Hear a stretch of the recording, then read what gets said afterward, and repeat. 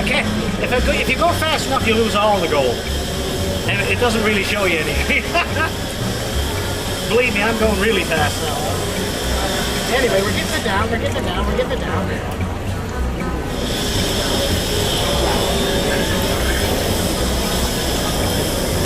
Yeah, we're getting it down, we're getting it down. Yeah, we're getting it down now. Get some here.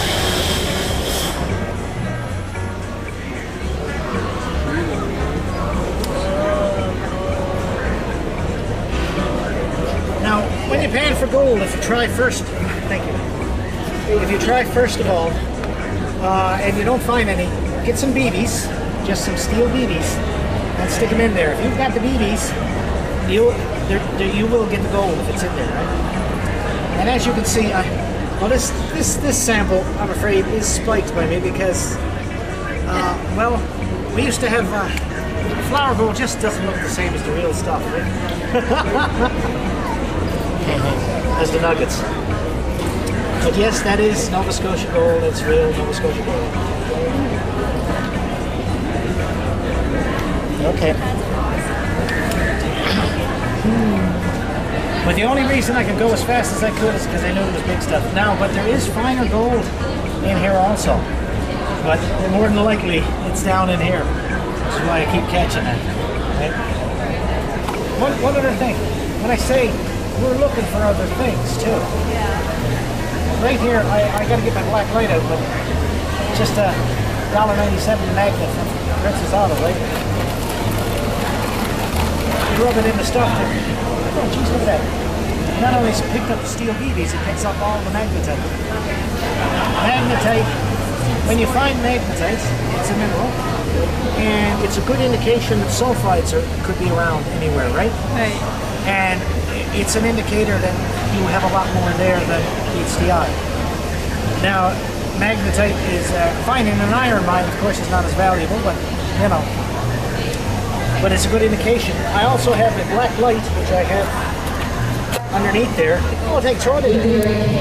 Now, I don't know. If you look over here, can you see the blue? Yeah. This is called an ultraviolet light, and that blue is scheelite, which is a tungsten ore. And if you find a tungsten mine, it's just as valuable.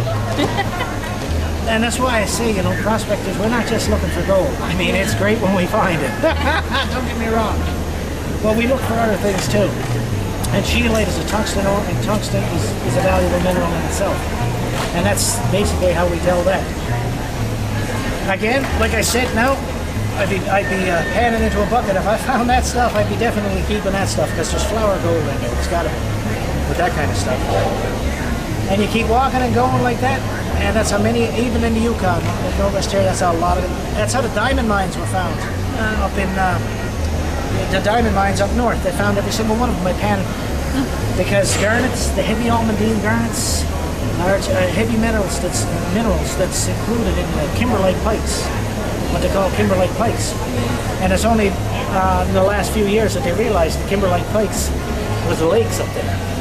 Because it's a soft, the kimberlite pikes is a soft material. The dikes themselves are very soft, they disintegrate, and faster than the rock around them, and of course the water gets in there, so they could never find the diamond mines. But that's how they found them, and right up the river to the lake.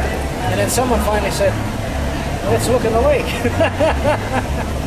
And that's how the diamond mines were found up there. So you can find a lot of things by panning. You plant the stream or on the banks or on the pit somewhere? Again, it's an art. You pan in the streams. The best place to pan, you pick moving streams. Like you got the lee side where the water comes around, and the other side where it's all torn away. Check on the lee side, right down on the bottom.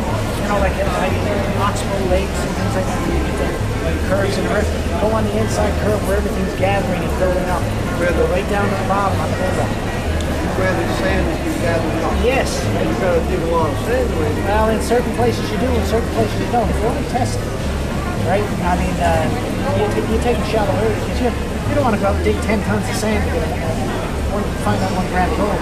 Although if you find 1 gram of gold in 10 tons, 10, you will be digging more. But when you're just testing, you find a place where it's got sand in it, where it's been building up, and you know bedrock is close, and you go right to the bedrock. And basically, that's down and dirty selection. Like I said, that amount of sand probably take me 40 minutes, 45, especially if I'm looking for it. Now this stuff again, I'll be doing that a lot slower to find the flour gold.